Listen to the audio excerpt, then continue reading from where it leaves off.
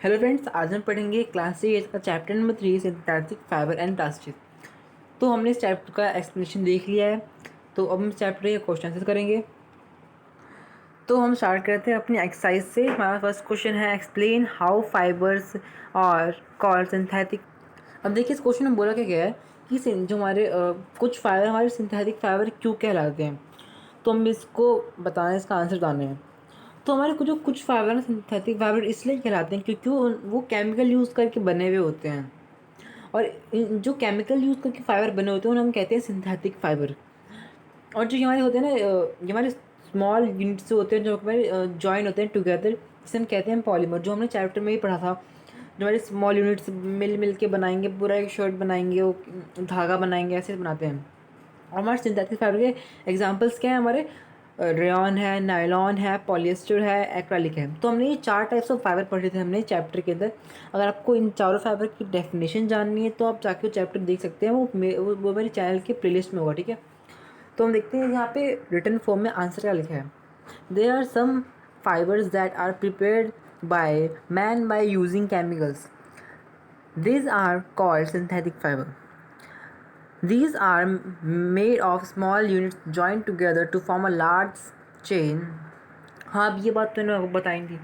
ये सब small small unit बन के एक चेन बनाते हैं, ठीक है। एक चेन टाइप का फॉर्म करते हैं। और हम इसके एग्जांपल के रेयॉन, नायलॉन, पॉलिएस्टर, एक्रेलिक। तो ये क्वेश्चन आपके पेपर में पक्का आएगा कि कुछ 4 सिंथेटिक फाइबर के नाम बताओ या फिर कुछ सिंथेटिक फाइबर के नाम बताओ। तो आपको क्या लिखना है? Rayon, nylon, polyester, acrylic, etcetera. हमारा सेकंड क्वेश्चन है mark tick the correct answer. हमें टिक करना correct answer. Rayon is different synthetic fibre because. Rayon हमारा डिफरेंट सिंथेटिक फाइबर क्यों है? हमारा पार्ट ए, हमारा ऑप्शन दिए गए। पार्ट ए हमारा ऑप्शन है it has a silk like appearance, B it is obtained from wood pulp, C its fibre can also be woven like those of natural fibres. तो इसका आंसर हमारा होगा B, क्योंकि जो हमें से वुड पल्प से इकट्ठा करते हैं। और हमारा इसका आंसर हमारा सी भी होगा, क्योंकि जो हमारे रेयन होता है ना, it is fibre can also be woven like these of natural fibres. इसे हम वोवन कर सकते हैं नेचुरल फाइबर्स की तरह। तो इसका आंसर हमारा क्या हो गया? बी एंड सी। इसका आंसर हमारा ए नहीं है, ठीक है। ये हमारा इसका रेयन का हमारा अपीयरेंस सिल्क की तरह नहीं होता। सिल्क की तरह अपीयरेंस किसका होता है? ये हमारा नायलॉन का होता है, ठीक है। हमारा नायलॉन की प्रॉपर्टी है। अगर आपको देखना है प्रॉपर्टी तो आप जाके मेरे चैनल की में देख सकते हैं, ठीक है। Fill in the blanks with appropriated words. तो हमें से फिल इन द ब्लैंक्स करना है इन शॉर्ट, ओके। तो हमारा पार्ट ए है synthetic fibres are also called dash और डैश फाइबर्स। सिंथेटिक फाइबर को हम और क्या क्या कह सकते हैं? तो हम उनसे कह सकते हैं आर्टिफिशियल फाइबर, या फिर हम उसे कहते हैं मैन मेड फाइबर। तो मतलब आप देखिए सिंथेटिक फाइबर को हम सिंथेटिक फाइबर भी कह सकते हैं, आर्टिफिशियल फाइबर भी कह सकते हैं, मैन मेड फाइबर भी कह सकते हैं। तो हमारा पार्ट भी डेफिनेशन के ऊपर है, जिसे हम कहते हैं पेट्रोकेमिकल्स। अब जो पेट्रोकेमिकल्स है हमने चैप्टर में भी देखा था, उसमें एक ऑरेंज कलर के बॉक्स में था, वो बहुत इंपॉर्टेंट पार्ट था। तो अगर आपको पेट्रोकेमिकल की रियल डेफिनेशन चाहिए तो आप यह याद कर सकते हैं, अगर मान लो किसी को बहुत छोटी डेफिनेशन चाहिए तो, ठीक है। तो देखते हैं इसमें क्या है। Synthetic fibre are synthesized by raw material is called petrochemicals. अब सिंथेटिक फाइबर बनाने के लिए ना हम कुछ रॉ मटेरियल लगाते हैं, जो जैसे कि हमारे पेट्रोकेमिकल्स हम लगा सकते हैं रॉ मटेरियल, उसमें हमारा उसे हम सिंथेटाइज करते हैं, ओके। तो मतलब आपको बस याद रखना है कि पेट्रोकेमिकल्स की डेफिनेशन है। बाकी जो है ना, ये फाइबर वाला चैप्टर हाँ, कि हम आगे चल के और अच्छे से पढ़ेंगे। जैसे हमने क्लास 6 में पढ़ा, हमने फिर क्लास 7 में पढ़ा, हमने क्लास 8 में पढ़ा। तो आगे चल के भी हम उसे अच्छे से पढ़ेंगे, ठीक है। और हमारा लास्ट पार्ट है like synthetic fibre plastic is also a dash. Synthetic fibre की तरह प्लास्टिक भी एक तो पॉलीमर ही है। हमारा फाइबर्स क्या है? एक सिंथेटिक फाइबर क्या हमारा पॉलीमर है, वो स्मॉल यूनिट से बना है।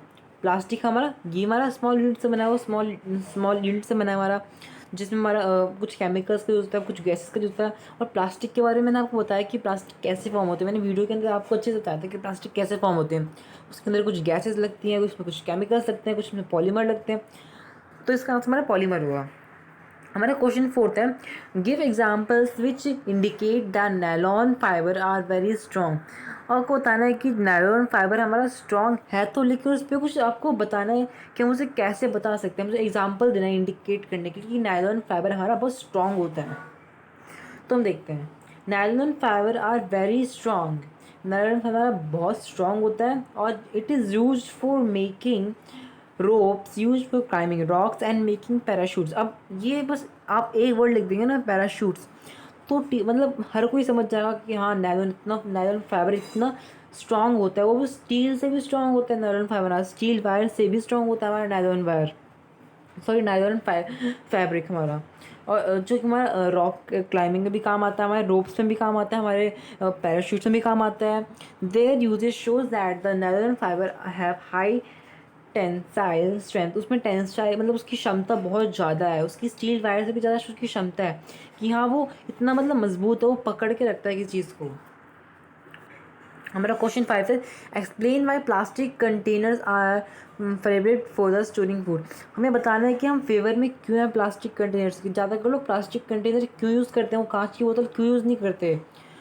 तो हम देखते हैं इसका आंसर क्या है। और प्लास्टिक बोतल इसलिए यूज़ करते हैं क्योंकि हमारा लाइट वेट होता है, वो हल्का होता है, उसका हमारा वो थोड़ा सस्ता होता है, थोड़ा चीप होता है, उसकी गुड स्ट्रेंथ होती है और मतलब वो काम चलाने लायक होता है उनके लिए, उसे इजी हैंडल करना होगा। अब अगर मान लीजिए प्लास्टिक का कंटेनर गिर भी जाएगा तो वो टूटेगा नहीं। अगर मान लीजिए उसमें भारी सामान रखा है तब तो टूट जाएगा, लेकिन बिल्कुल खाली रखा है तब नहीं टूटेगा। अगर मान लीजिए कांच की बोतल खाली रखी हो, जब उसे पटकेंगे आप बहुत ज़ोर से तो वो टूट जाएगी एक सेकंड में ही। लेकिन प्लास्टिक में ऐसा नहीं होता, इसलिए ज़्यादातर लोग प्लास्टिक कंटेनर यूज़ करते हैं किचन वेयर्स में या फिर कहीं पर भी। और हमें difference between thermoplastic and thermosetting plastic के बीच में डिफरेंस करना है। तो हम देखते हैं यहाँ पे टू डिफरेंस देंगे हमारे, ये अलग पार्ट है और ये अलग है और ये वाला अलग है, ठीक है। तो थर्मोसेटिंग प्लास्टिक, एक मिनट जस्ट, तो हाँ आप देख सकते हैं ये थर्मोप्लास्टिक में लाल कलर की पेंसिल से मार्क कर रहा है, ये हमारा थर्मोप्लास्टिक की डेफिनेशन है। और जो ये देखिए ब्रेक डाउन इनटू बेंड, ये वाला हमारा थर्मोसेटिंग प्लास्टिक का है, ये हमारा थर्मोसेटिंग प्लास्टिक का है। हम बाद में पढ़ेंगे, पहले मार्क कर लेते हैं हम लोग, ये हमारा थर्मोसेटिंग प्लास्टिक का है और ये हमारा थर्मोसेटिंग प्लास्टिक का है। तो अब हम देखते हैं, हम लोग देखते हैं अब थर्मोप्लास्टिक। ये हमारा थर्मोप्लास्टिक है, ये हमारा थर्मोप्लास्टिक है, ये भी हमारा थर्मोप्लास्टिक है और ये भी हमारा थर्मोप्लास्टिक है। तो मैंने आपको दिखा दिया कि क्या क्या हमारा थर्मोप्लास्टिक और क्या हमारा थर्मोसेटिंग प्लास्टिक है। तो अब हम देखते हैं,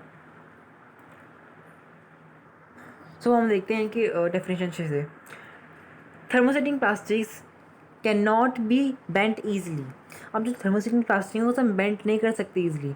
it break when force to bend, अगर मैं फोर्स लगाएंगे ना इस पर, हाँ बेंड मतलब क्या होता है, मोड़ना मतलब ये नहीं कि उसे तोड़ देंगे, ठीक है याद रखना। मोड़ना मतलब ये नहीं कि उसे तोड़ देंगे हम लोग, उसे बेंड करें। जैसे हम मान लीजिए आप एक पेन लीजिए, 2 रुपये का पेन लीजिए, उसे हम बेंड करेंगे हाँ तो वो बेंड होगा, ना ही वो टूटेगा, ठीक है, ना वो बेंड करेगा, ठीक है, ना ही वो टूटेगा। तो वो हमारा किस प्लास्टिक से बना, हमारा थर्मोसेटिंग प्लास्टिक से बना होता है। अगर हमने it is breaked when force to bend, अगर वो हमसे मतलब वो टूटेगा ही नहीं, मतलब एक टाइप से कह सकते हैं, मतलब बहुत कम चांसेस होते हैं कि थर्मोसेटिंग प्लास्टिक का भी टूटेगा, ठीक है। Thermosetting plastic can not be softed by heat. होता है ना कभी कभार कि हम किसी को जला देते हैं तो वो वापस अपनी शेप में आता है, लेकिन थर्मोसेटिंग प्लास्टिक में ऐसा नहीं होता, उसे हम जला देंगे लेकिन फिर भी अपनी शेप में नहीं आएगा, बल्कि वो और ख़राब हो जाएगा। Thus it can not B reshaped, उसे हम रीशेप नहीं कर सकते। वंस बाय हीटिंग मॉडल, उसे हम एक बार हीट कर दिए तो वैसे का वैसे रह जाएगा, ठीक है। वो हम देखते हैं थर्मोप्लास्टिक की definition. Thermoplastics can be bent easily, thermoplastic को हम बेंट कर सकते हैं ईजिली, ठीक है। Thermoplastic can be softed heat, third is can be reshaped. अब थर्मोप्लास्टिक को हम उसे उसमें हीट कर सकते हैं, उसमें हीट करके हम सॉफ्ट कर सकते हैं और हम उसे रीशेप कर सकते हैं। तो आप समझ गए ना कि थर्मोसेटिंग प्लास्टिक और थर्मोप्लास्टिक में क्या डिफरेंस है। अगर आप अभी भी समझ नहीं आता तो आप देखिए, आपको इतना याद रखना है कि थर्मोसेटिंग प्लास्टिक सिर्फ हमारा बेंड होता है और जो हमारा थर्मोप्लास्टिक होता है वो डायरेक्ट ब्रेक डाउन हो जाता है, ठीक है, बस आपको इतना याद रखना है। तो हम देखते हैं, हमने देख लिया कि थर्मोसेटिंग प्लास्टिक और थर्मो प्लास्टिक के डेफिनेशन हमने देख ली। तो अब हम देखते हैं question 7, explain why the followings are made of thermosetting plastic. हमें एक्सप्लेन करना है कि ये सब हमारे थर्मोसेटिंग प्लास्टिक के ही क्यों बने होते हैं, ये हमारे थर्मोप्लास्टिक के क्यों नहीं बनते, या फिर ये सिंपल प्लास्टिक के क्यों नहीं बनते। ठीक है, तो एक्सप्लेन करना है। हमारा पार्ट ये है स्कूप एंड हैंडल्स। तो हम देखते हैं स्कूप एंड हैंडल्स में होता ये हमारा सॉसपैन, एक्चुअली हमारे सॉसपैन हैंडल्स लिखा है। जो हमारे सॉसपैन के जो हैंडल होते हैं ना, वो हमारे थर्मोसेटिंग प्लास्टिक के ही क्यों बने होते हैं। ठीक है, saucepan handles are made from thermosetting plastic because these plastic do not get softened or heating। अब देखिए जब इसमें कंडक्शन होगा, हमने कंडक्शन पढ़ा था ना क्लास 7th में, जो उसमें एटम मतलब जो उसमें से वो एक पार्टिकल को दूसरे पार्टिकल हीट पास करेगा, तो इसमें भी हमारा सॉसपैन तो ऐसे होगी, थोड़ी सॉसपैन हमारा प्लास्टिक का बना होगा नहीं, तो उसमें पास होगा तब हमारा जो हमारा प्लास्टिक है वो हीट भी तो होगा। इसलिए हम थर्मोसेटिंग प्लास्टिक यूज़ करते हैं, ताकि जब वो हीट हो तब हमारा वो बेंट ना हो ईजिली। समझ गए आप, वो बेंट ना हो easily. Also thermosetting plastic such as bakelite और पुअर कंडक्टर ऑफ हीट, ये हमारा पुअर कंडक्टर ऑफ हीट भी होता है। बैकलाइट आपको याद रखना है, ठीक है, नाम बैकलाइट, ओके बैकलाइट आपको नाम याद रखना है। अब हम देखते हैं भी electric plugs, switches on plug boards. अब आप जानते हैं थर्मोसेटिंग प्लास्टिक हमारे electric plugs electric switches plug board में हमारा यूज़ होता है। तो हम देखते हैं इसका यूज़ हम क्यों करते हैं। थर्मोसेटिंग प्लास्टिक सच बैकेट है poor conductor of heat and electricity, ये हमारा पुअर कंडक्टर होता है हीट एंड इलेक्ट्रिसिटी का। अब हम इलेक्ट्रिसिटी में ही यूज़ करते हैं इसका मेन बैकलाइट का, क्योंकि अगर मान लीजिए कभी कभार चांस होता है कि हाँ एक वायर इधर से उधर हो गया, फिर टच हो गया इधर से उधर वायर, फिर आग लग गई, तो मतलब जो बैकलाइट होता है वो poor conductor of heat and electricity होता है। और आप सब जानते हैं कि पुअर कंडक्टर क्या होता है और गुड कंडक्टर क्या होता है। तो they are use for making electric plug switch plug boards. तो अगर आपको कुछ भी डाउट है इस क्वेश्चन में तो आप मुझसे पूछ सकते हैं, फिर इस चैप्टर में या फिर इस पूरी बुक में कुछ भी डाउट है। सो हम देखते हैं next question. Categorise the material of the following product into can be recycle and can not be recycle. हमें बताना है कि हमारे जो यहाँ पे सारी चीज़ें दी गई हैं हमारी रिसाइकिल हो सकती है नहीं हो सकती। तो हम पहले हम देखते हैं कैन नॉट बी रिसाइकिल, हम उसे रिसाइकिल नहीं कर सकते। टेलीफोन इंस्ट्रूमेंट को हम रिसाइकिल नहीं कर सकते, कुक हैंडल को हम रिसाइकिल नहीं कर सकते, इलेक्ट्रिक स्विच को हम रिसाइकिल नहीं कर सकते। वो आप सोच रहे हो कि ये सब रिसाइकिल क्यों नहीं हो सकता और बाकी ये सब तो रिसाइकिल हो रहे हैं। अब ये रिसाइकिल इसलिए नहीं हो रहे क्योंकि ये सब हमारे बने हैं थर्मोसेटिंग प्लास्टिक। अब हमने पढ़ा था ना, जो थर्मोसेटिंग प्लास्टिक है उसका में रिसाइकिल मतलब बहुत मुश्किल होता है, फिर वो होता ही नहीं, ऐसा कह सकते हैं हम लोग। ठीक है, अब हम देखते हैं कैन बी रिसाइकिल मतलब वो थर्मोप्लास्टिक से बना है। ठीक है, प्लास्टिक तो हमारा रिसाइकिल हो सकता है, plastic chairs, carry bags, plastic covering और on electric wires, ball point pens, plastic bowls ये हमारे रिसाइकिल हो सकते हैं। तो हम देखते हैं क्वेश्चन 9th। तो इसमें कुछ समर शर्ट के बारे में बताया गया। ठीक है, हम देखते हैं। Rana wants to buy shirt for summer. अब जो राना एक लड़का है उसको अपने उसे समर के लिए मतलब सीज़न के लिए उसको एक शर्ट खरीदनी है समर सीज़न के लिए। तो should he buy cotton shirt और shirt made from synthetic material. Advise Rana give your reason. अब वो जो राना है वो कन्फ्यूजन में पड़ गया कि उसे क्या खरीदना चाहिए, उसे सिंथेटिक फैब्रिक के मटेरियल खरीदना चाहिए, उसे कॉटन खरीदना चाहिए। तो इसका आंसर मैं आपको पढ़ के नहीं पाऊँगा, उसका आंसर मैं आपको खुद बताऊँगा। जो उसको ना कॉटन की शर्ट लेनी चाहिए, क्यों? क्योंकि उस टाइम ना हाँ वो ना गुड ऑब्जॉर्वर ऑफ वाटर होता है, क्योंकि गर्मियों के टाइम बहुत ज़्यादा पसीने निकलते हैं हम लोग को, और हम आगे पढ़ेंगे कि पसीने क्यों निकलते हैं हम लोग को। ठीक है, तो बहुत ज़्यादा पसीने निकलते हैं हम लोग को, तो वो जो कॉटन होता है ना हमारे वो पसीनों को सोख कर लेता है, हमारी स्वेट को सोख कर लेता है, और जिसके हमें ठंडक ठंडक फील भी होती है। और ये हमारे इवेपोरेटिंग हमारे लिक्विड में भी हमारा हेल्प करता है, और हमारे बॉडी को कूल भी रखता है। तो इन शॉर्ट जो हमारा होता है ना कॉटन के कपड़े में, बस वो पहने, सिंथेटिक कपड़े पहनेंगे तो पसीना होगा वो मतलब अपनी बॉडी से बाहर निकलेगा, अपनी बॉडी के अंदर अंदर रह जाएगा, शर्ट बिल्कुल गीली गीली हो जाएगी, और जितना पानी है उसका वो इवेपोरेट नहीं होगा। पानी मतलब स्वेट वो है, ठीक है, इवेपोरेट नहीं होगा वो। तो हम देखते हैं question number 10th। Give example to show the plastic are non conserve in nature. हमें बताना है कि जो प्लास्टिक हमारा ये नॉन कंजर्व इन नेचर हमारा क्यों है, हमारा प्लास्टिक मतलब वो डिकम्पोज क्यों नहीं हो सकता नेचर में, इसका रीज़न भी तो होगा। तो let's see. Plastic are not corrupted even the came to the contact with strong chemicals। अब जो प्लास्टिक सब जानते हैं कि स्ट्रॉन्ग केमिकल से कांटेक्ट में आके बनता है, okay. This is because of the non reactive nature with most materials. अब बीमार नॉन रिएक्टिव मतलब रिएक्ट नहीं कर सकता हमारे नेचर के साथ, मतलब इसका मतलब नेचर और प्लास्टिक एक दोनों कट्टर दुश्मन कह सकते हैं हम उसे।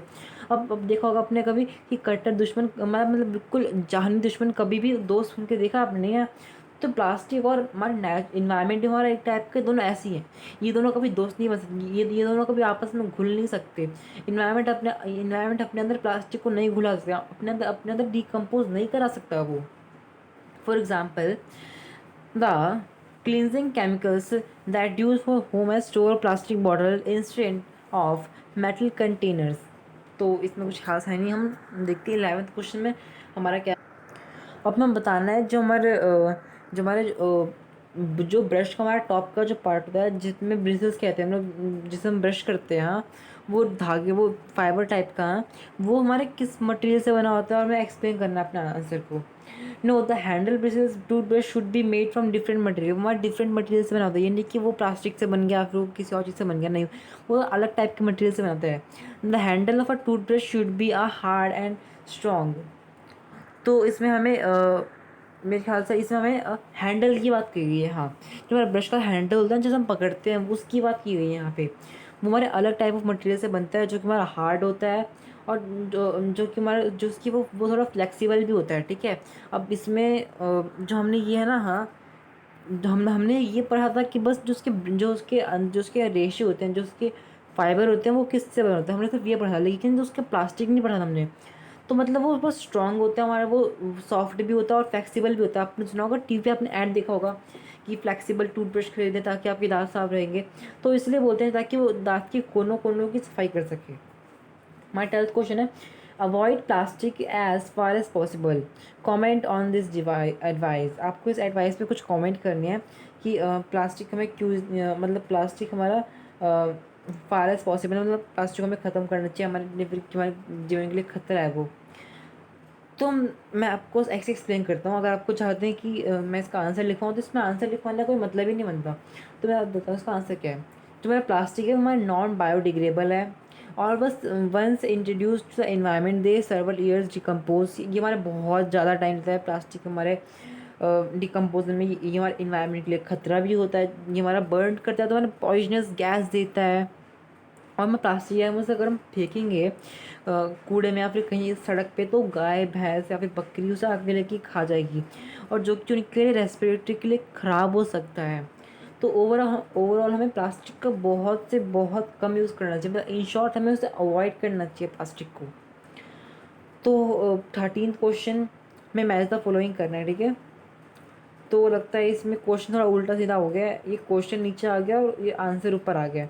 तो हम डायरेक्ट आंसर देखते हैं। हमारा polyester fibre do not wrinkle is. जो हमारा पॉलिस्टर है ना, पॉलिएस्टर है, वो एक का फाइबर है जो कि हमारा जल्दी सिकुड़ता नहीं है। Teflon use for making non stick cookwares. Non stick तवा सुना होगा आपने, नॉन स्टिक कढ़ाई, होगी वो हमारा टेफ्लॉन से बना होता है। Rayon prepare from using wood pulp. Rayon हमारा वुड पल्प से बना होता है। Nylon use for making parachutes and stockings, okay. Nylon हमारा यूज़ होता है पैराशूट बनाने के लिए। तो ये क्वेश्चन थोड़ा उल्टा हो गया, कोई बात नहीं, चलिए देखते हैं 14 question. Manufacturing synthetic fibre is actually helping conservation of forest. Comment, हमें इस पर भी कमेंट कर। अगर आपको लगता है कि आप इनसे छोटे या फिर इससे इससे मतलब अच्छे आंसर बना सकते हैं, तो मेरे लिए वो खुशी की बात होगी। आप मुझे कमेंट करके बताइए ताकि मैं उसकी ग्रामर मिस्टेक या फिर उसमें कुछ वर्ड्स घटा के मैं सब बता सकूँ। तो अगर आपको कोई और डाउट भी है तो आप मुझे भी कमेंट कर सकते हैं, ठीक है। तो हम पहले इस पर कमेंट करते हैं। Let's start. Raw material of natural fibres mainly drive from plants means cutting of lot of trees. अब आप सब जानते हैं जो कि हमारे वो होते हैं नेचुरल फाइबर्स, उससे वो किससे ऑप्टेन होता है, हमारा नेचुरल से हमारे नेचर से ऑप्टेन होता है। और नेचर से ऑप्टेन करने के लिए हमें भेड़ बकरिया के बाल चाहिए होते हैं, हमारे पेड़ की छाल चाहिए होती है, फिर पेड़ की टहनी चाहिए होती है पूरी। तो मतलब हमारे डिफॉरेस्टेशन का कारण बन सकता है। But raw material synthetic fibres are petrochemicals. लेकिन सिंथेटिक फाइबर का फ़ायदा ये है कि जो हमारा ना वो इन्वायरमेंट को सेव करता हो एक टाइप से।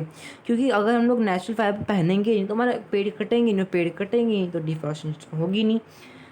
तो हम लोग पेट्रोकेमिकल्स यूज़ करते हैं सिंथेटिक मटेरियल बनाने में। Hence manufacturing synthetic fibres help conservation of forest, हमारे कंजर्वेशन ऑफ फॉरेस्ट में काम आता है। तो जो एक चैप्टर है कंजर्वेशन ऑफ फॉरेस्ट, ये हम आगे हमारे इसी बुक के अंदर, ये 7th या फिर 8th चैप्टर के कुछ आसपास चैप्टर हमारे, तो हम उस चैप्टर में पढ़ेंगे कंजर्वेशन ऑफ फॉरेस्ट होता क्या है। लेकिन आपको इतना याद रखना, कंजर्वेशन ऑफ फॉरेस्ट मतलब फॉरेस्ट को बचाना, पर्यावरण को बचाना, ठीक है। हमारा 15 क्वेश्चन है, describe activity show the thermoplastics is poor conductor of electricity. तो आप कुछ बताना, आपको कुछ एक्सपेरिमेंट करके। तो मैं आपको आंसर की जगह मैं डायरेक्ट आपको ये बताता हूँ। देखिए, आप क्या करिए, एक मेटल रॉड लीजिए, पतला सा मेटल का चीज़ लीजिए कोई, और ये वायर से उसको कनेक्ट कर दीजिए। और सिंबल तो आप सब जानते होंगे, आपने पढ़ा होगा। और ये हमारा बैटरी का सिंबल है, ये हमारा स्विच का सिंबल है, हमारा स्विच ऑन है। और ये मेटल देखिए good conductor of heat and electricity होता है, इसी वजह से ये पास हो पाया और जिसके साथ बल्ब जला। लेकिन हम थर्मोप्लास्टिक लगाएंगे, हमारा ये पुअर कंडक्टर होता है ऑफ हीट एंड इलेक्ट्रिसिटी। अब हम इसे लगाएंगे यहाँ पे, तो यहाँ पे इसका इसका यहीं पे आके इसका जो स्रोत है, मतलब यहाँ पे यहाँ से जहाँ उसे पास होना है, यहाँ पे आके रुक जाएगा वो। तो इलेक्ट्रिसिटी यहाँ से पास नहीं हो पाएगी। तो मतलब इसमें पढ़ने लायक कुछ नहीं, आपको एक्टिविटी करके दिखा देनी है, ठीक है। तो टीचर आपका समझ जाएगा। तो यहाँ से मेरे चैप्टर ख़त्म हुआ। अगर आपको कोई भी डाउट या फिर आपको कोई भी प्रॉब्लम है प्रोनाउंसिएशन में या मेरे बोलने में, तो आप क्या करिए, वीडियो को थोड़ा स्लो करके देखिए। तो मेरे चैप्टर ख़त्म, बाय बाय।